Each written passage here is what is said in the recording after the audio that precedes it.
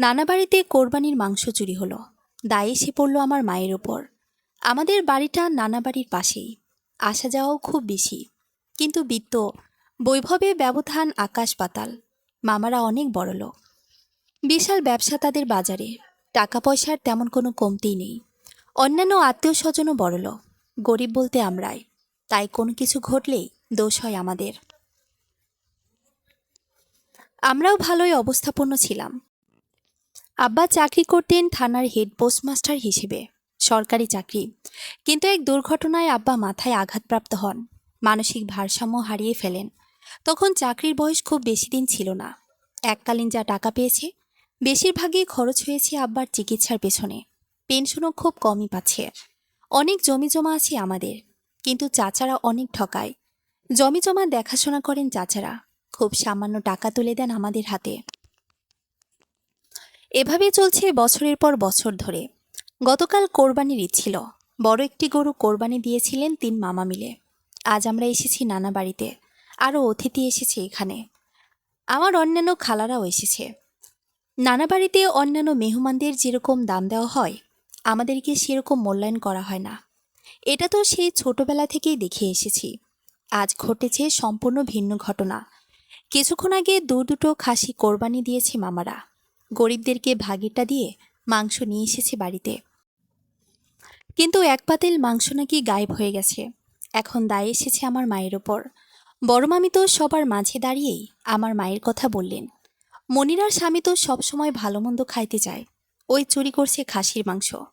আমার মায়ের নাম মনিরা। চলচল চোখে মা জবাব দিলেন, দেখেন বড় ভাবি, আমি গরিব হইতে পারি, কিন্তু আমিও কোরবানি দিই। এইবারও দিছি। ফ্রিজে গরুর মাংস আছে আমার। আমি তো ওই মাংসই খাওয়াতে পারবো আমার স্বামীরে। চুরি করতে যাবো কেন? চুপ করো তো। সবসময় এবারে জিনিসের দিকে তোর নজর। তোরে না দিয়া কি আমি কিছু খাই? তারপরেও চুরি কইরা আমার বউয়ের সামনে অপমান করস কেন? মাকে ধমকিয়ে বললেন বড় মামা। মেহমান সহ বাড়ির অন্যান্য লোকও তাদের সাথেই সায় দিচ্ছিল, কারণ তারা সবাই বড় লোক। গরিব শুধু আমরাই, তাই সব দোষ আমাদেরই।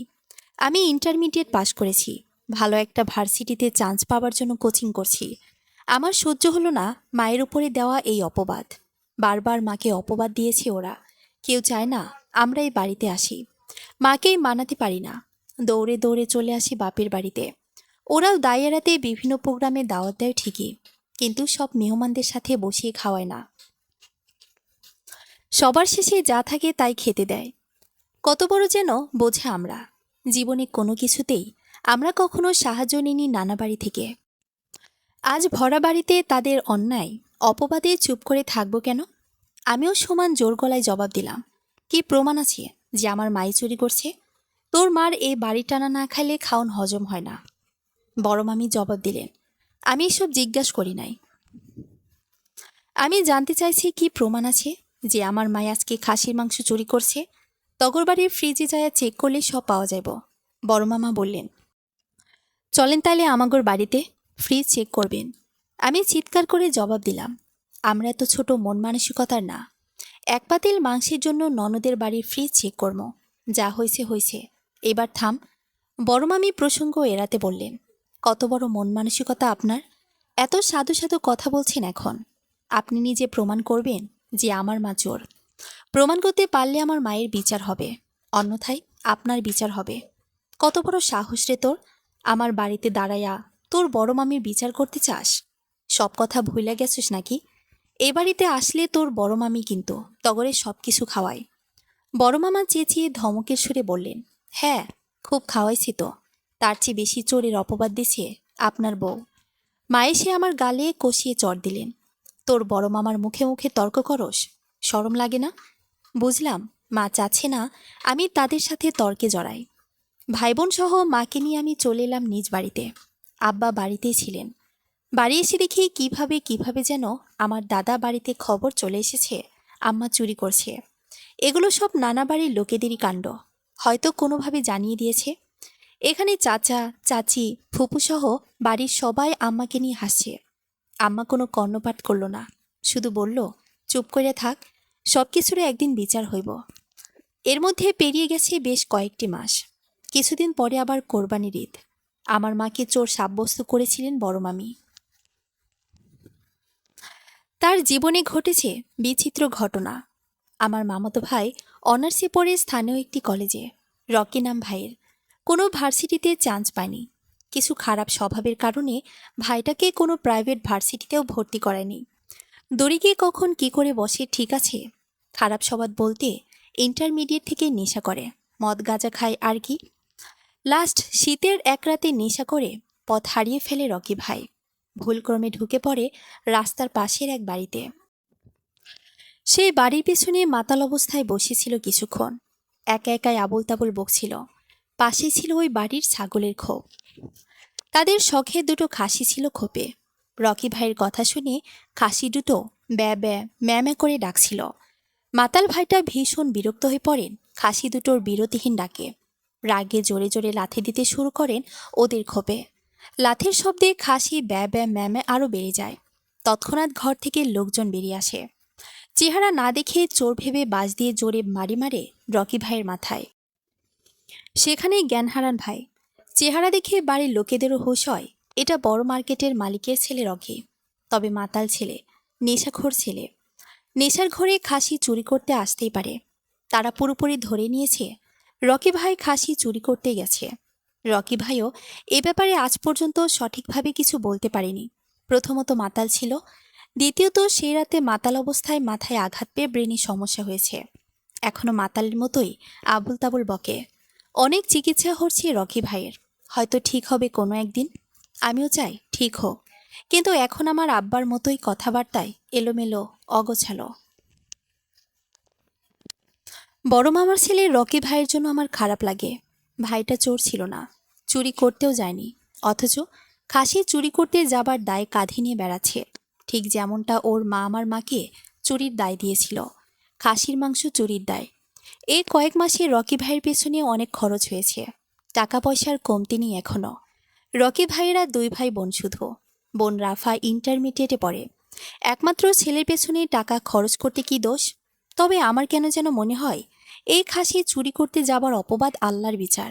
আমার আম্মাকে অনেক মানুষের মধ্যে খাসির মাংস চোর সাব্যস্ত করেছিল বড় মামি। আরেক কোরবানির ঈদ আসার আগেই হয়তো আল্লাহ বিচার করেছে। জানি না আমার ধারণা সত্যি কিনা, আল্লাহ ভালো জানেন। আপনারা কি ভাবছেন আমার দাদাবাড়ির লোকজন আমাদেরকে খুব ভালোবাসে? দাদাবাড়ির হিসেবটা একটু বলি। আমার বাপ চাচারা 4 ভাই। আব্বা সবার বড়। আমাদের বাড়িটা পৌরসভার মধ্যেই, তবে এক প্রান্তে। থানা শহরে পায়ে হেঁটে যেতে হয় 10 মিনিটের মতো লাগে। সিএনজি কিংবা বাইকে আরও অনেক কম সময় লাগে। দুটো কারখানা আছে বাড়ির অদূরে। এখানে কয়েক বছর ধরে বাড়ি ভাড়া দেওয়া যাচ্ছে। রাস্তার পাশে দোকান ভাড়াও দেওয়া যাচ্ছে। আমার 3 চাচা ঘর করার জন্য জমি নিয়েছে বাড়ির সামনের দিকে, রাস্তার পাশের উঁচু অংশে।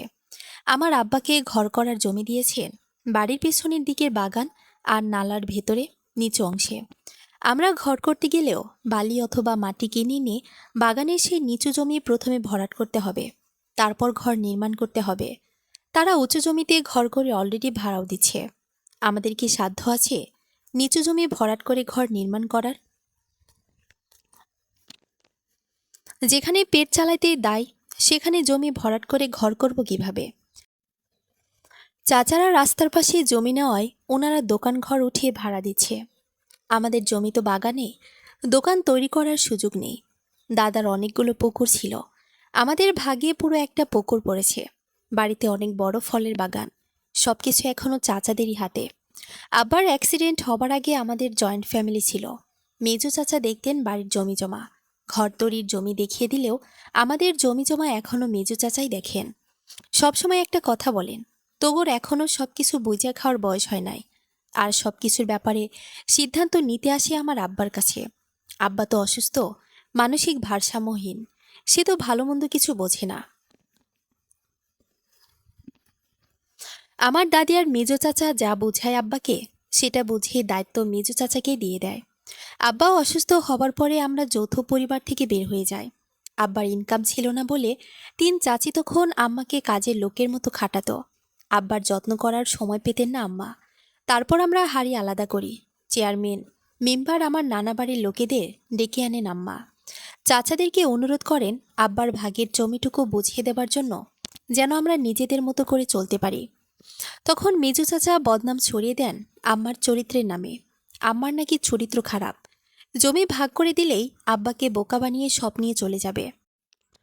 মামারা এই আম্মার নামে দেওয়া এই অপবাদের প্রতিবাদ করেছিলেন প্রথমে, কিন্তু বড় মামা হুট করে মেজু চাচার কথা বিশ্বাস করেন। আসলে আমার বড় মামি বুদ্ধি দিয়েছিলেন। বড় মামি আর মেজু চাচি আপন দুই বোন। বউ শালিয়ার ভাইরার বুদ্ধিতে বড় মামাও আম্মার বিরুদ্ধে চলে যান। আমার দাদি ওদের কথায় বিশ্বাস করেন। তখন আর আব্বার ভাগের জমি বুঝিয়ে দেওয়া হয়নি। একজন নারী যখন বিপদে পড়ে তখন তাকে শোষণ করার জন্য প্রথমেই চরিত্রের বদনাম দেওয়া হয়। আমার মায়ের বেলায়ও সেটাই ঘটেছে। তাছাড়া আপনি যখন বিপদে পড়বেন তখন বাপের বাড়ি শ্বশুর বাড়ি দুটোই একরকম থাকবে। পারলে দুই গ্রুপ এক হয়ে যাবে আপনাকে শাসানোর জন্য। এখন আমাদের সম্পত্তি মেজু চাচার হাতে। উনি যা হাতে দেন তাই মাথা পেতে নিতে হয়। আমি ভাবছি আমার আম্মার কথা। একটা মহিলার স্বামী যখন অসুস্থ থাকে তখন তার পাশে কেউ থাকে না। আপনার মনে হবে বাপের বাড়ির মানুষগুলো এত অপমান করে, তারপরেও আম্মা কেন তাদের কাছে ছুটে যায়? আসলে কি, আমার দাদা বাড়ি থেকে আমাদেরকে পুরোপুরি বের করে দিত। তাই আম্মা অনেক অপমান লাঞ্ছনার পরেও ভাইদের সাথে একটু সম্পর্ক রাখে। হয়তো মেজু চাচা আব্বার সম্পত্তি নিজ দায়িত্বে রেখেছেন, কিন্তু আমরা তো দাদা বাড়িতেই আছি। নানা বাড়ির সাপোর্ট না থাকলে আমাদেরকে দাদা বাড়ি থেকে বের করে দেওয়া হতো। আর মামাদের কথা কি বলবো, জানি না কতদূর ভালোবাসি আম্মাকে। নানা বাড়িতে যখন কোনো প্রোগ্রাম হয় তখন সবাইকে দাওয়াত দেওয়া হয়। দায় এড়াতে আমাদেরকেও দাওয়াত দেয়। আমরা যাই না প্রথমে, আম্মা দৌড়ে দৌড়ে যান, সকল কাজ করেন। অনুষ্ঠান শেষের দিকে অথবা খাওয়ার আগে বিশাল একটা ত্রুটি বের হয় অনুষ্ঠানের। সব দায় এসে পড়ে আমার আম্মার মাথায়। বহুবার ঘটেছে এমন। সারাদিন নানা বাড়িতে বসে খেটে খুঁটে বাপের বাড়ি প্রোগ্রাম তুলে দেন আম্মা। সে আম্মারই দোষ হয় সব। কেন যেন মনে হয় যেসব মহিলাদের শ্বশুরবাড়ি আর বাপের বাড়ি পাশাপাশি তাদের দোষ একটু বেশি। দোষ না করলেও দোষ। মাঝে মাঝে মনে হয় আম্মার লজ্জা কম, কিন্তু পরে আবার মনে হয় আপনজনের মুখ দেখিয়ে আম্মা সব ভুলে যান। আসতে দেখে দেখা হয় তো বাপের বাড়ির ফ্যামিলির লোকের সাথে। রক্তের লোকেদের চেহারা দেখলে হয়তো সব ভুলে যান আম্মা। আমার মা খালাদের মধ্যে আম্মাই বড়। বড় মামা সবার বড়, ভাই বোন সবার মধ্যে, তারপরে এই আম্মা। ছোট ভাই বোনদের প্রতি আম্মার কি টান! একটু 19-20 হলেই দৌড়ে যান। কখনো কখনো এমনও হয় আম্মা মাফ করে দেন ছোট ভাই বোনকে। আমার নানা নানি জীবিত নেই। নানা বাড়িতে আম্মাকে সবচেয়ে বেশি জ্বালায় বড় মামি, আম্মার বড় ভাইয়ের বউ। আর অন্যরা তার সাথে সায় দেয়, তালি বাজায়। অনেক অনুরোধ করেও আম্মাকে ফেরাতে পারি না নানা বাড়ির দিক থেকে। আমার পরিচয়টা তো দেওয়া হয়নি। আমার নাম শাবাব খান। গত কোরবানির ঈদের সময় বলেছিলাম না ভার্সিটি কোচিং করছি। আমি একটা ভার্সিটিতে চান্স পেয়েছি অলরেডি। ভালো কোনো ভার্সিটি নয়, দেশের অনেক জেলাতেই ভার্সিটি হয়েছে। আমাদের জেলায়ও একটা ভার্সিটি আছে, ওখানেই চান্স পেয়েছি। তবে সাবজেক্টটা ভালো, ইংরেজি। টিউশনি করে নিজের পড়ার খরচ জোগাড় করি। আমার ছোট দুই বোন সারা আর স্নিগ্ধা। আমরা 3 ভাই বোন আর বাবা মা নিয়ে আমাদের পরিবার। চাচাদের কয়েকটি বিল্ডিংয়ের পেছনে একটি কাঠের ঘরে আমাদের বসবাস। দেখতে দেখতে পেরিয়ে গেছে 5 বছর। আমার অনার্সও শেষ। এর মধ্যে ঘটে গেছে অনেক ঘটনা। আমি মেজু চাচার কাছ থেকে আমাদের ভাগের জমি আদায় করে নিয়েছি। বলেছি আমাদের জমি আমাদেরকে বুঝিয়ে না দিলে মামলা দেব। অতপর মামলার ভয়ে ভাগের জমি বুঝিয়ে দিয়েছেন তিনি। অনার্সের প্রথম বছর টিউশনি করে পড়েছিলাম। বুঝলাম এভাবে জীবনযুদ্ধ করার কোনো মানেই হয় না। তখনও মেজু চাচার ওপর চড়াও হয়েছি। দ্বিতীয় বর্ষে থাকাকালীন সব জমি বুঝিয়ে নিয়েছি। ইদানিং 3 চাচা নিত্য এসে ঝগড়া করেন। এদিক দিয়ে কম হয়ে গেছে, ওদিক দিয়ে বেশি হয়ে গেছে। আমি বাড়ি থেকে ভার্সিটিতে আসা যাওয়া করেছি। বছর 2 আগে আমি আর মা বুদ্ধি করে আমাদের ভাগের পুকুরটায় মাছ চাষ শুরু করি। রাত দিন কাজ করি আমরা। ছোট বোন দুইটাও আমাদের সাথে খেটেছে ভাগ্য পরিবর্তনের তাগিদে। মায়ের সোনার চেন বিক্রি করে সেই টাকায় মাছের খাবার জোগাড় করেছিলাম। আস্তে আস্তে মাছগুলো বড় হয়। এবার আসে বিক্রির পালা। মাছের আড়তদারের সাথে কথা হয় সকালে মাছ বিক্রি করব। আগের রাতে জেলে খবর দিয়ে রাখি পুকুর থেকে মাছ ধরার জন্য। কিন্তু দুর্ভাগ্য, সকালে উঠে দেখি পুকুরের সব মাছ মরে ভেসে উঠেছে। আসলে রাতের আধারে কেউ বিষ দিয়েছে আমাদের পুকুরে। এসব কে করেছে বোঝেন? আমার মেজো চাচার পরিবার। এতদিন ভোগ করেছে তো পুকুরটা। যখন আমরা আমাদের হাতে নিয়ে এলাম, তখন তাদের দুঃখ লেগেছে, ক্ষতি করে দিল আমাদের। অথচ রাত দিন কষ্ট করেছি আমরা। কত আশা ছিল, কত স্বপ্ন ছিল, সব এক নিমিষে ধূলিসাৎ করে দিয়েছে। আমি কারো ক্ষতি করলাম না, কারণ আমার বোন দুইটাও বড় হয়েছে। কে আবার ওদের ক্ষতি করে দেয়? আমি এক নতুন সিদ্ধান্ত নিলাম, সবার সাথে তাল মিলিয়ে চলেই ভেতর হতেই নতুন কাজ করব। শুরু হলো আমার নতুন চিন্তা। এখন তো অনার্সও পাশ করেছি। আমি গোপন প্ল্যান করলাম, আমি আত্মীয় স্বজনদের সমানে সমান থাকতে হলে জীবনে বড় কিছু করতে হবে, নয়তো সারা জীবন ওদের হাতে শোষিত হতে হবে। বড় মাপের সরকারি চাকরি করলে ওদের সমানে থাকতে পারবো, কিন্তু সরকারি চাকরি পাওয়া এত সহজ নয়। দীর্ঘমেয়াদী পড়ালেখা করা লাগে। এই ধরুন, বিসিএস পরীক্ষা দিতে গেলে প্রিলি, রিটেন, ভাইবা সব মিলিয়ে দীর্ঘ সময় লেগে যায়। এত বছর সময় তো আর আমার হাতে নেই, এত ধৈর্যও নেই, মনটাও স্থির নয়। ছোটবেলা থেকে সংসারের চিন্তা মাথায় ঢুকে গেলে তখন আর দীর্ঘমেয়াদী পড়ালেখা হয় না। আমার স্বপ্ন ছিল আমি বিসিএস অফিসার হই, কিন্তু মাকে বোঝালাম অতটা সময় আমি পাবো না। তাছাড়া বোন দুটো বড় হচ্ছে, সারা অনার্সে, স্নিগ্ধা ইন্টারমিডিয়েটে পড়ে। ওদেরও তো ভবিষ্যৎ আছে। আমি ভালো কিছু না করলে ওদেরকেও যোগ্য করে তুলতে পারবো না। আমাকে আমার গোপন প্ল্যানের কথা বললাম। আমাদের ভাগের পুকুরটাকে বিক্রি করে দিতে চাই, কারণ এই পুকুরে ব্যবসা করা হয়তো আমাদের পক্ষে সম্ভব হবে না। যখনই মাছ চাষ করতে যাব, তখনই হয় বিষ মিশিয়ে দেবে, না হয় মাছ চুরি করবে, অথবা অন্য কোনো ঝামেলাও করতে পারে। তাই মাকে বললাম, মা, পুকুরটা বিক্রি করে দিয়ে আমি ভবিষ্যৎ দাঁড় করাতে চাই। আম্মা বলল, তোর চাচারা শুনলে কখনোই বিক্রি করতে দেবে না। আমি বুঝিয়ে বললাম, পুকুরটা তো আমাদের, চাচারা বিক্রি করতে দেবে না কেন? আম্মা বলল, তারপর ওরা বাধা দেবে। আমি চিন্তা করলাম, চাচাদেরকে না জানিয়েই পুকুরটাকে বিক্রি করব। যদি চাচারা কিছু টের পেয়ে যায়, সেক্ষেত্রে বলবো পুকুরটা লিজ দিচ্ছি। মিথ্যেই বলবো। এদিকে আমি পড়াশোনা শুরু করলাম, সম্পূর্ণ ভিন্ন এক পড়াশোনা। আইএলটিএস কোচিং অনলাইনে। পুকুর ক্রয়ের কাস্টমারও খুঁজছিলাম। আইএলটিএস কেন বেছে নিয়েছি জানেন? কম সময় লাগে পাশ করতে, স্বল্পমেয়াদী প্রসেস। সরকারি চাকরি পাওয়া তো দীর্ঘমেয়াদী প্রসেস। আবার সরকারি চাকরিতে ইদানিং ঘুষেরও প্রয়োজন হয়। ঘুষ দিয়ে চাকরি নিয়ে সেই টাকা ওঠানোর জন্য চাকরিতে ঢুকে ঘুষও খেতে হয়। পুরো জীবনটাই বরবাদ। মেধায় কজনের চাকরি হয় বলুন? বছর পর বছর পড়াশোনা করে যদি চাকরি না পাই, সেই চিন্তাও মাথায় ছিল। তাই আইএলটিএস পড়া শুরু করেছি। বন্ধুরা বলেছিল, তুই ইংরেজিতে অনার্স করেছিস, তোর বিদেশ যেতে আইএলটিএস লাগবে না। আমি চিন্তা করলাম, আইএলটিএস করে বিদেশ যাব, তাহলে বিদেশ গিয়ে আমি মাস্টার্স করব। বিদেশ মাস্টার্সের সার্টিফিকেট থাকলে পরবর্তীতে ভালো একটা চাকরি পাব। আইএলটিএস না করে গেলে ভালো চাকরি পাওয়া যাবে না। এসব চিন্তা করে সব শুরু করলাম। কয়েক মাসের মধ্যে পুকুরে ক্রয় করার লোকও পেয়ে যায়। এদিকে আমার আইএলটিএস পরীক্ষার রেজাল্ট হয়। মেধা তো আর খারাপ না, ভালো পয়েন্ট পেয়েছি। বিশাল পুকুর আমাদের। মোটা অঙ্কের পুকুরটাকে বিক্রি করার সিদ্ধান্ত নিয়ে ফেলি। এর মধ্যে চাচারা কিভাবে যেন কিছুটা টের পেয়ে যায়। আমিও জানিয়ে দিই, পুকুরটাকে লিজ দিচ্ছি।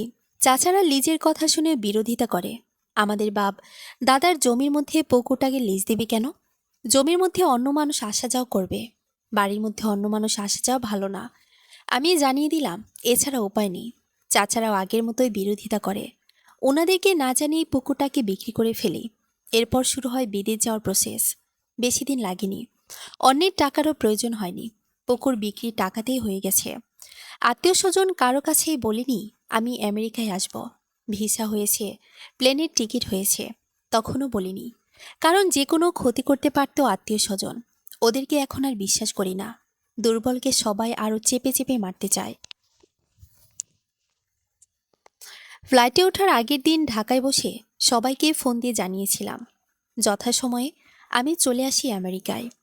2 সপ্তাহ হলো এসেছি, নিউ ইয়র্কে আছি। এখনও ভার্সিটির ক্লাস শুরু হয়নি। আমার এক বন্ধুর বড় ভাইয়ের বাসায় আশ্রয় নিয়েছি কয়েকদিনের জন্য। দেশে থেকেই বন্ধুর সাথে কথা বলে সব ঠিক করে এসেছিলাম। ওদের সাথে আমার আরেকটা সম্পর্ক আছে। বন্ধু কিন্তু ছেলে নয়, মেয়ে বন্ধু। ওনার নাম রিম্পা। রিম্পাই ওর ভাইকে বুঝিয়েছে আমাকে আশ্রয় দেওয়ার জন্য। এখানে প্রবাসী জীবনটা খুব সহজ নয়। সেটেলড হতে হলে প্রথমে খুব কষ্ট করতে হয়। এখনও চাকরি খুঁজতে হচ্ছে আমায়। চাকরি না পেলে কি করব না করব। রিম্পার বড় ভাইও কাজ খুঁজছেন আমার জন্য। আজ হঠাৎ করে ফেসবুকে টেক্সট আছে, রাফার টেক্সট। জানেন তো, রাফা আমার বড় মামার মেয়ে। আমায় টেক্সট পাঠিয়েছে, কেমন আছো শাবাব ভাইয়া? আমি রিপ্লাই দিলাম, ভালো। তুই কেমন আছোস? মনটা ভালো না শাবাব ভাইয়া। কি হয়েছে তোর মনের? আমার কথা বাদ দাও। তুমি এত তাড়াতাড়ি আমেরিকা গেলা কেমনে? আইএলস করে এসেছি। আমারও না আমেরিকা যাবার খুব স্বপ্ন।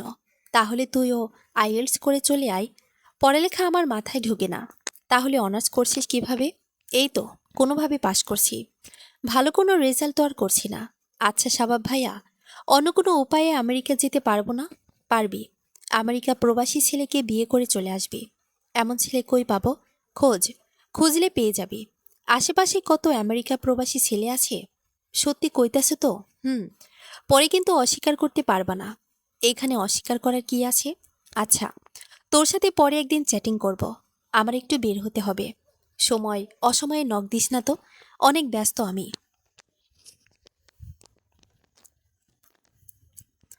এরপরে আর কথা হয়নি রাফার সাথে। ইদানিং নাকি মামা চাচা সবাই আম্মার খুব যত্ন করে। আসলে কি জানেন, তাদের ছেলেমেয়েকে যদি আমেরিকায় পাঠাতে পারে। আমি নিজেই তো আসলাম মাত্র কিছুদিন। নিজের সেট হতে হয়তো কয়েক বছর লাগবে। রিম্পার বড় ভাই আমাকে একটা কাজ খুঁজে দিয়েছে। আসলে বলা হয়নি আপনাদেরকে। রিম্পার সাথে আমার ভাব 6 মাস ধরে। আমি কথা দিয়েছি ওকে বিয়ে করব। এজন্য ওর বড় ভাইও আমাকে হেল্প করেছে। বিনা প্রয়োজনে কেউ কাউকে সাহায্য করে না। রিম্পার সাথে প্রতিদিনই কথা হয়, ভার্সিটি আর কাজের ফাঁকে। আমি এখন অন্য জায়গায় শিফট হয়েছি। রিম্পার ভাইয়ের বাসায় আর থাকি না। ওনার নাম রিমন। সেই রিমন ভাইয়াই আমাকে অন্য জায়গায় উঠিয়ে দিয়েছে। আজ সকালে আম্মা ফোন করলেন। আমি রিসিভ করতে আম্মা বললেন, তোর সাথে দরকারি কথা আছে শাবাব। কি কথা আম্মা? তুই নাকি রাফারে পছন্দ করস? এসব তুমি কি কইতেছো আম্মা? রাফা কইল, ওরে ইনডাইরেক্টলি বিয়ার প্রস্তাব দাও। তুমি পাগল হয়ে গেলা আম্মা। শোন, চালাকি করিস না। তোর বড় মামা আজকে আসছে বিয়ের প্রস্তাব নিয়া। রাফাই আমারে মেসেজ দেখাইছে। তুই কইসোস আশেপাশে অনেক আমেরিকা প্রবাসী ছেলে আছে, খুঁজলেই নাকি পাওয়া যাইব। এ কথার অর্থ কি? আর একটা কথাও বলবা না মা তুমি? আমি কি আমার কথা বলছি নাকি? দেখ, তুই আর বাটপারি করলে আমার ভাইয়ের সাথে সম্পর্ক থাকবো না। তুমি কোনোদিন ঠিক হইবা না মা। বাপের বাড়ির মানুষের পেছনেই দৌড়াইবা। আর একটা কথাও কবি না শাবাব। তোর কথায় রাফার বয়ফ্রেন্ডের সাথে ব্রেকআপ দিয়েছে। ইয়ার কি শুরু করছে ওরা? ওই বাটপাড়ের গোষ্ঠী তোমারে মিথ্যা কথা কইছে সব। আমি আর কথা বাড়ালাম না আম্মার সাথে। এমনিতেই ব্যস্ত জীবন। আম্মাও কত দূরে থাকে, তাই অপছন্দের ব্যাপার আর টানলাম না। আমেরিকার সাথে বাংলাদেশের সময় ব্যবধান অনেক। আমার এখানে যখন সকাল, বাংলাদেশে তখন রাত। 7 দিন পর এক আম্মা আবার প্রসঙ্গ উঠালেন। কি রে, কিছু জানালি না যে? কোন ব্যাপারে আম্মা? তোর বিয়ার ব্যাপারে। সেদিনই তো বইলা দিছি রাফারে বিয়া করবো না। আরে আহাম্মক, তোর পেছনে শত্রু লাগছে। শত্রু? কে? আমেরিকায় তো আমার তেমন কোনো শত্রু নাই। আরে দেশে শত্রু লাগছে। দেশে তো সবসময় আমাগর শত্রু আছে। এখন নতুন কাহিনী শুরু হয়েছে। কি কাহিনী আম্মা? তোর মেজো চাচাই তোর কাছে মাইয়া বিয়ে দিতে চায়। কি কও তুমি আম্মা? মেজো চাচি আর বড় মামি তো আপন দুই বোন। দুই বোনের মেয়ে নিয়ে লাগছে আমার পিছনে। আরে হ, তোর চাচাতো বোনটা তো 1 নম্বরের বদমাইশ। আমার ভাইজিরাত কিন্তু খুব ভালো। তোর জন্য একটা ব্রেকআপও দিছে, আমার জন্য না। গত সপ্তাহে তুমি যখন বলছিলা রাফা আমার জন্য ব্রেকআপ করছে, তারপরেই আমি খোঁজ লাগাইছি। আমাগোর সারা নিজেই সব খোঁজ নিয়ে আমারে জানাইছে। সারা তোমারে কিছু কয় না এই ব্যাপারে? আরে ধুর, আমার বড় মাইয়াডা নানা বাড়ির মানুষ দেখতেই পারে না, রাফারেও না। তুই তোর বোনের বুদ্ধি লইস না। ওরে এত কইলাম শাবাবরে কিছু জানাবি না। অয় তোরে জানাইছি জানাইছি। জানাইব না কেন? রাফা ভোংভাং বুঝেছিল তোমারে। এক ছেলের সাথে সম্পর্ক করছে। ওই ছেলে রাফারে ছ্যাঁকা দিছে।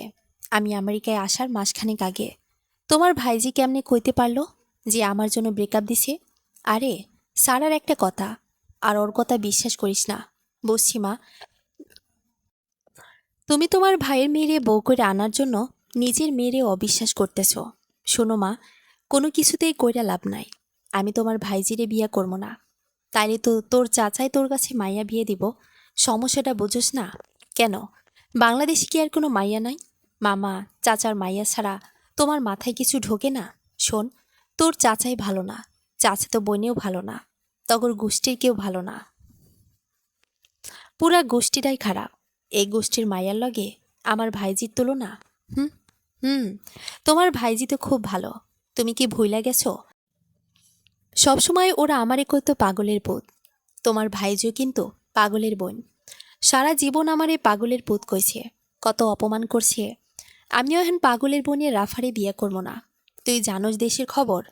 তোর মামাই প্রত্যেক দিন আইসা আমারে দেখা যায়, আমার সব ভালো মন্দে আগায় আসে। এখন তো আসবই। প্রতিদিন কেন, দিনে 4-5বারও আসবো। মায়া বিয়েদনের ধান্দা না? তোমার তো খোঁজ খবর নিবই। আর তুমি ভাইয়ের 2 দিনের ভালো ব্যবহারে সব ভুইলা গেলা। আমার ভাইয়ের মতো ভাই হয় না। আচ্ছা শোনো, সারা আমারে কইল মেজো চাচাই নাকি মাইয়া বিয়ে দেওয়ানোর জন্য খুব খোঁজ খবর নেয় তোমাগরে। তোর চাচা হয়েছে স্বার্থপর, অয় খোঁজ নেয় স্বার্থের জন্য। মামা চাচা দুটাই স্বার্থপর। সবাই এখন স্বার্থের জন্য খোঁজ নেয় মায়া বিয়ে দেওয়ার জন্য। আমি কারো মায়ায় বিয়ে করবো। আমি আমার পছন্দ মতো বিয়ে করবো। এই শোন হারামজাদা, আমার ভাইজিটার মনটা খারাপ। মনটা একদম নষ্ট হইয়া যাইতেছে। মনের কষ্টে আছে। তুই বিয়া করলে আমার ভাইটা খুশি হইতো। আমেরিকা আসছি কি তোমার ভাইরে খুশি করতে? আর একটা কথাও বলবা না। আমি কারো মেয়েকে বিয়ে করব না। আমার পছন্দ মতো বিয়ে করব। এটাই শেষ কথা।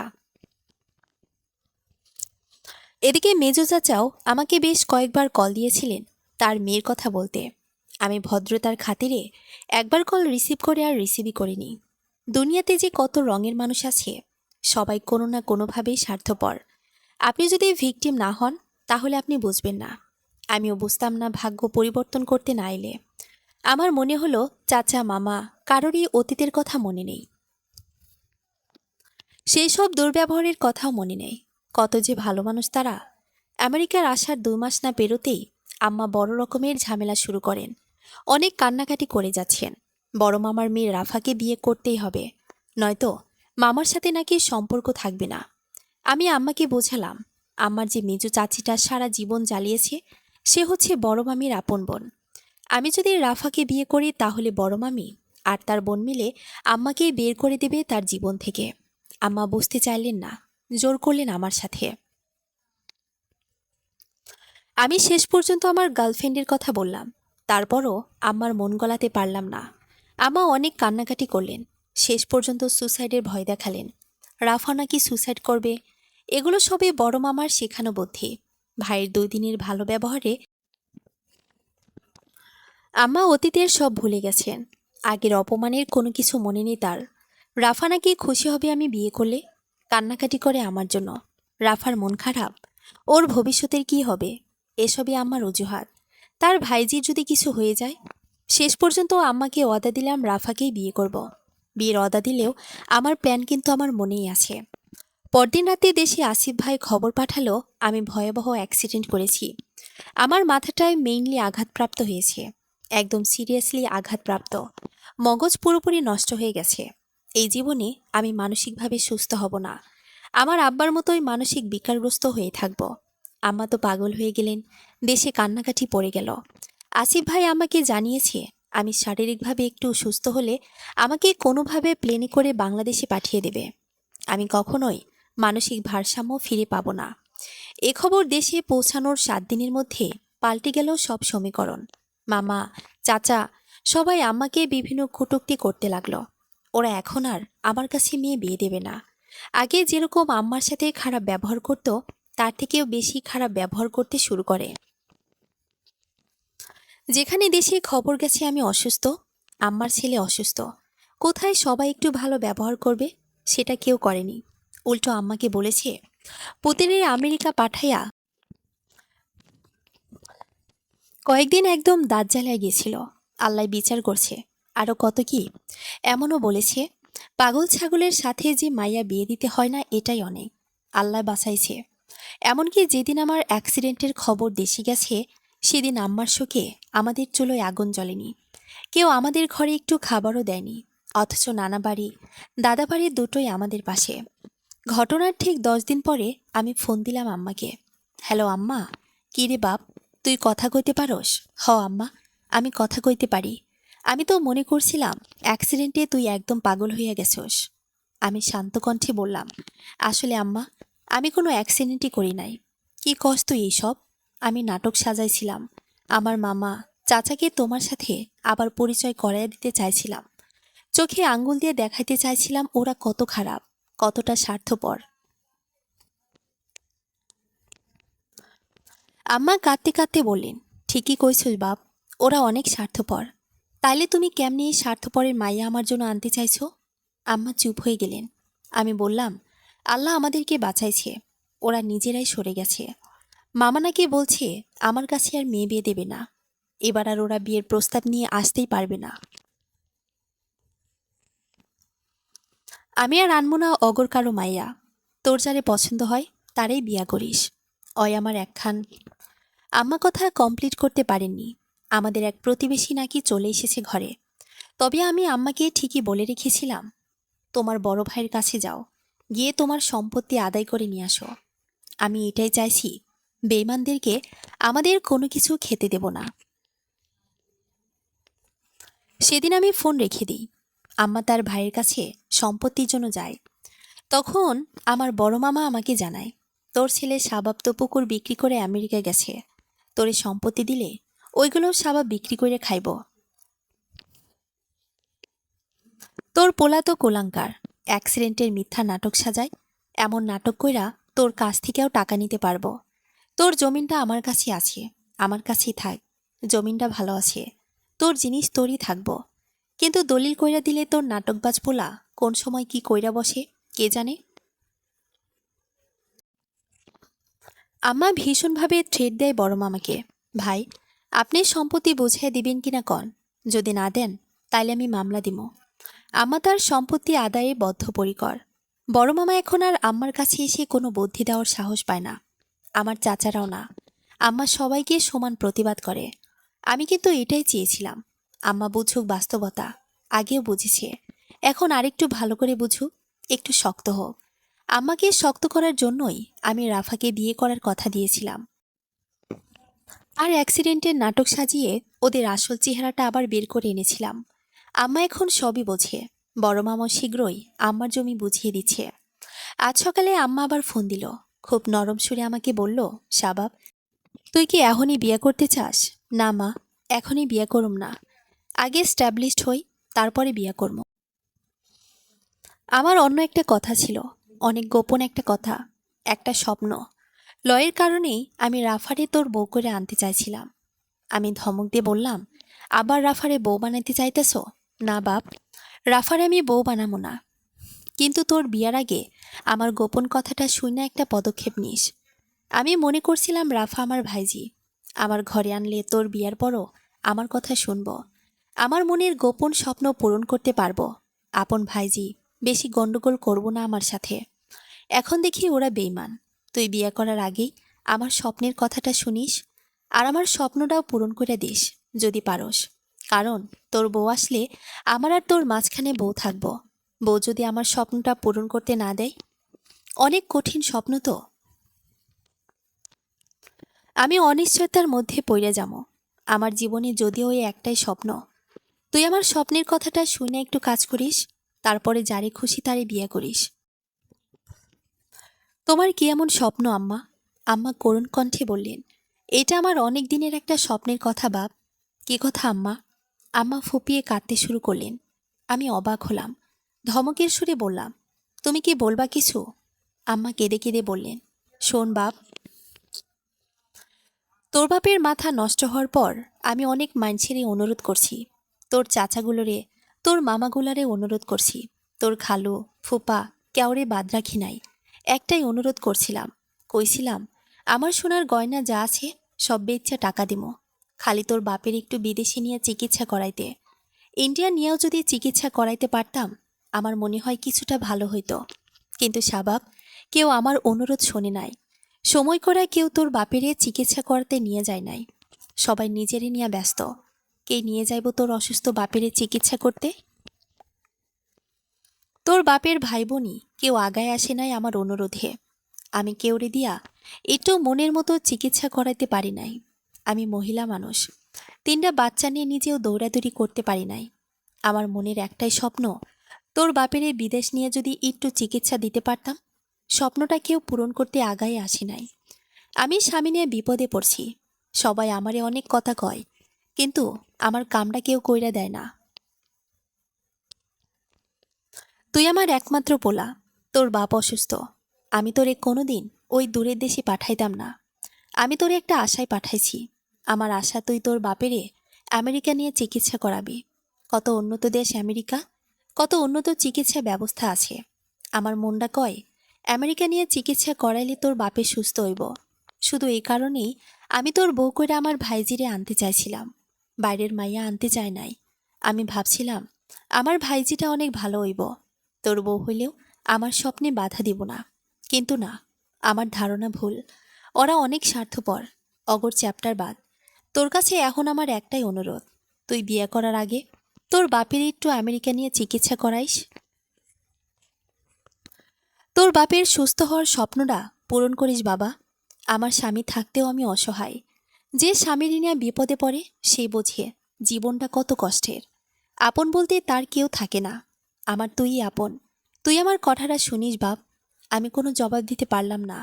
আমার কথার মাঝে হাহাকার ছিল, ছিল জীবনের প্রতি আমার প্রতি অনুরোধ আর দায়বদ্ধতা। আমি কি জবাব দিব? খানিক ভেবে আমি আম্মাকে বললাম, আমি তো মাত্র আসি আমেরিকা। এখনই আব্বারে আনতে পারবো কিনা জানি না, তবে আমি চেষ্টা করবো। আমি ফোন রেখে দিলাম। আব্বারে নিয়ে আম্মার মনের কথা শুনে ভীষণ অবাক লাগলো। এতটা হাহাকার যে আম্মার মনে আমি নিজেও জানতাম না। আমি 2 দিনের মধ্যেই আসিফ ভাইয়ের সাথে দেখা করলাম। দেশ থেকে সুস্থ মানুষকে আমেরিকায় আনাই অনেক কষ্টকর। সেখানে আব্বার মতো একজন মানসিক বিকারগ্রস্ত মানুষকে আনাটা একদম দুঃসাধ্য, কষ্টসাধ্য। অনেকের সাথে যোগাযোগ করেও কোনো উপায় খুঁজে পেলাম না। নিজেরও কষ্ট লাগলো আম্মার কথা শুনতে পারবো না বলে। অবশেষে একজন আইনজীবী আমাকে বিনোদন মিডিয়ার লোকেদের সাথে যোগাযোগ করার পরামর্শ দিলেন। মিডিয়ার লোকেরা খুব সহজেই ইউরোপ, আমেরিকায় আসতে পারে। আমি অনেক কষ্টে মিডিয়ার কয়েকজন লোকের সাথে পরিচিত হলাম। তারপর এক পরিচালকের সাথে যোগাযোগ করলাম। আব্বাকে অভিনেতা প্রমাণ করার জন্য তিনি আমাকে কিছু পরামর্শ দিলেন। আমি এফডিসিতে যোগাযোগ করে পরামর্শ অনুযায়ী আব্বার জন্য কিছু কাগজ তৈরি করলাম। আব্বাকে মানসিক বিকারগ্রস্ত অভিনেতা সাজালাম। তারপরে বিনোদন মিডিয়ার টিমের সাথে নিয়ে এলাম আমেরিকায়। সেদিন আম্মার সাথে কথা বলার 6 মাসের মধ্যেই আব্বাকে আমেরিকায় নিয়ে আসি। এখানেও টেনশন ছিল। আব্বাকে চিকিৎসার জন্য হসপিটালে রাখতে হবে। দেশে তো আশেপাশে এসব রকমেরই লোকজন ছিল, আর এখানে তো সব সাদা কালো লোকজন। কেউ কেউ খুব ফর্সা, আবার কেউ কেউ খুব কালো। আব্বা এদের মাঝে হাসপাতালে থাকতে গিয়ে আরো ভয় পেয়ে যায় কিনা, এসব চিন্তা ছিল আমার মনে। আমি অনেক ভয় নিয়েই আব্বাকে হাসপাতালে দিলাম ডাক্তারদের তত্ত্বাবধানে।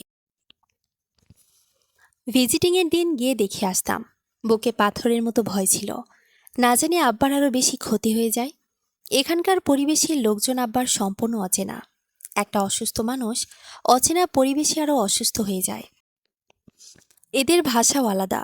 তবে একটা জিনিস সাপোর্ট ছিল, আমার আব্বা তো লেখাপড়া ছিলেন। ইংরেজিতে কথা বললে আব্বা খুব খুশি হয়ে যেতেন। তাকে শিক্ষিত মনে করে কিছু উত্তর দিতে পারতেন, সেটা যেরকমই হোক। আগে থেকে তো এলোমেলো, অসংলগ্ন কথা বলতেন। এখানে উত্তরে অসংলগ্ন কথাই বলতেন, তবে ইংরেজিতেই সব বলতেন। মাসখানেক যেতে আব্বার মাঝে একটু পরিবর্তন আসে। পরিবর্তনটা পজিটিভ ছিল না, ছিল নেগেটিভ পরিবর্তন। আব্বা বেশি পাগলাম করতে শুরু করে। থাকতে চাচ্ছিল না হাসপাতালে। সেখানকার পরিবেশ, মানুষজন কিছুই পছন্দ হয়নি আব্বার। আমি অনেক বুঝিয়ে সুঝিয়ে রেখে আসতাম। অসুস্থ মানুষ কি আর এত বোঝে? নতুন এবং অচেনা পরিবেশের কারণেই মূলত সমস্যা হয়েছে। এভাবে 1 মাস কেটে যায়। আব্বাও সেট হয়ে যায় হসপিটালে। শুধু সেট হয়ে যায়নি, অন্যান্য অসুস্থ লোকেদের সাথে খেলাধুলা করতেন, আড্ডাও দিতেন, কিছু কথাবার্তাও ঠিকঠাক জবাব দিতে পারতেন। এভাবে কেটে যায় 3 মাস। এবার আব্বা জামা কাপড় সব নিজে পরতে পারতেন। হসপিটাল থেকে এসবই জানিয়েছিল আমায়। আমি নিজেও খেয়াল করেছি আবার চেহারায় এবং সবকিছুতে বেশ পরিষ্কার পরিচ্ছন্নতার ছাপ এসেছে। একটা পরিবর্তন চলে এসেছে। সেই 3 মাস পরেই এক সাক্ষাতে আব্বা আমার কাছে বললেন, আমি কিন্তু সুস্থ হইতেছি বাবু, তোর মার কাছে এটা কইস না, ওর কাছে বলবি আমি পাগলই আছি, আমরা একসাথে সারপ্রাইজ দিমু তোর মায়েরে। আমি বুঝতে পারলাম আব্বা আসলেই সুস্থ হচ্ছেন, কারণ আম্মার সাথে দুষ্টুমি করার ব্যাপারটাও আব্বার মাথায় আছে। এভাবে কেটে যায় পুরো 6 মাস। আব্বা পুরো সুস্থ এখন। ডাক্তার বলেছিলেন উনি অ্যাক্সিডেন্ট করার পরপরই যদি সুচিকিৎসা দেওয়া হতো তাহলে এত সময় লাগতো না। সুস্থ হবার পরে আমি আব্বাকে বাসায় নিয়ে এলাম। আব্বা আমার বাসায় থাকতে চাচ্ছিলেন না, টুকিটাকি কাজ শুরু করেছিলেন। তবে একটা মজার ব্যাপার হচ্ছে আব্বা আম্মার সাথে ভিডিও কলে কথা বলতেন না। আব্বার গেট আপ পুরো চেঞ্জ হয়ে গিয়েছিল। আম্মা দেখলেই বুঝতে পারত যে আব্বা সুস্থ। আব্বা ফোনে কথা বলতেন আম্মার সাথে, কিন্তু পুরোপুরি পাগল সেজে। আব্বা আমাকেও বলতে দেয়নি আম্মাকে, সারপ্রাইজ দিতে চেয়েছে। আমিও আব্বা আমার দুষ্টুমির মাঝখানে বাধা হতে চাইনি। আরও 2 মাস পরের কথা। আম্মা জানে আব্বা সুস্থ হয়নি, তারপরেও আমি আমেরিকায় এনে চিকিৎসা করেছি। এতে আম্মা অনেক সন্তুষ্ট, কোনো আফসোস নেই আম্মার। দেশে আমার বিয়ে ঠিক করেছি, আমার সেই গার্লফ্রেন্ডের সাথেই। আজ আমরা বাপ ছেলে বাড়ি এসেছি। বাড়ির সামনে এসে আমাদের গাড়ি থামল। আম্মা কিন্তু জানে না যে আব্বা সুস্থ। বাড়ির কেউই জানে না। আগেই জানি আমি বাড়ি আসব। ঢাকা থেকে ভাড়াকৃত গাড়ি নিয়ে এসেছি। গাড়ির শব্দ পেয়ে আম্মা সহ আমার বোনেরা দৌড়ে এসেছে। আমি প্রথমে নামলাম গাড়ি থেকে। এরপরে স্যুটবুট পরিহিত কমপ্লিট মডার্ন ভদ্রলোকের ন্যায় আব্বা নামলেন। আমার চোখের দৃষ্টি বরফের ন্যায় স্থির হয়ে গেছে। আম্মা ভাবছে এ আমি কাকে দেখছি। আব্বার সেই পাগলাটে চেহারাটা আর নেই।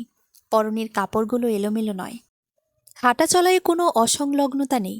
কমপ্লিট একজন ভদ্রলোক তার স্বামী। আমার চোখের পলক সরছে না, কদমও চলছে না তার। স্থির হয়ে দাঁড়িয়ে আছেন। আব্বাই এগিয়ে গিয়ে আম্মাকে জড়িয়ে ধরলেন, আমাদের সবার মাঝেই। আম্মা কান্না শুরু করে দিয়েছেন। আমি জোর গলায় বললাম, ঘরে গিয়ে তোমরা কান্নাকাটি করো তো, বাইরে পাবলিকলি কিছু করো না। কয়েকদিন পরের ঘটনা। আজ আমি বিয়ে করেছি, বউ নিয়ে আছি বাসর ঘরে। নিজের নতুন জীবনের কথা আর কি বলবো। আব্বা আমার নতুন জীবন দেখেই কুল পায় না। একদম নববিবাহিত দম্পতির ন্যায় আচরণ করছে তারা। আব্বা বারবার রান্নাঘরে গিয়ে খোঁজ নেয় আম্মা হাঁপিয়ে উঠেছে কিনা। আজ সন্ধ্যায় দেখলাম আম্মাকে স্যালাইন বানিয়ে খাওয়াচ্ছে। ঈদের সুখে আছে তারা দুজন। আমারও সুখ লেগেছে তাদের সুখে। বাসর ঘরে বসে আমার বউকে বললাম, তোমার জন্য আমি রাফারে 1 গোল দিয়ে সরাইয়া দিছি। বউ জবাব দিল, তুমি নিজেই তো ঠকছো। 1 গোল দেওয়ার লোক আমি চাই না। মানে আমি চাই আমার জামাই হ্যাট্রিক করো। এরকম বদমাইশগুলোর সবগুলোর সরাইয়া দিই। আমি কিন্তু হ্যাট্রিকই করেছি। মামার গোষ্ঠী বাবার গোষ্ঠী দুটারই শিক্ষা দিছি। আবার আমার আব্বার চিকিৎসাও করছি। এখন আর আমার কোনো টেনশন নাই। বউ নিয়ে সুখের সংসার করুম। বউরে আগে আমেরিকা নেওয়ার ব্যবস্থা করো, নয়তো আমেরিকা বইসা বাংলাদেশে সংসার করা লাগবো। আরে দুনিয়ার যে জায়গায় যায় বউরে বুকে কইরা নিয়ে যাবো, দেখা যাবে। 2 বছর পরের কথা। আমার বউকে আমেরিকায় নিয়ে এসেছি। আব্বা মা দেশে ভালো আছেন। আমার বোন বড়টার বিয়ে হয়েছে ব্যাংকারের সাথে।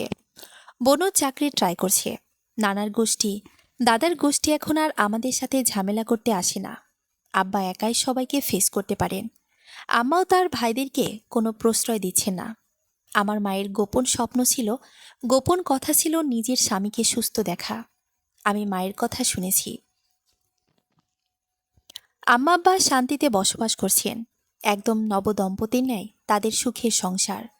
মায়ের গোপন কথা শুনে সেই স্বপ্ন পূরণ করতে পেরে আমিও গর্বিত। পৃথিবীর প্রতিটি মানুষের স্বপ্ন পূরণ হোক, তাদের গোপন কথা শোনার মতো কেউ থাকুক, তাহলে সে জীবনে এসেও আমার মায়ের মতো হয়তো সবাই সুখের দেখা পাবে। সমাপ্ত।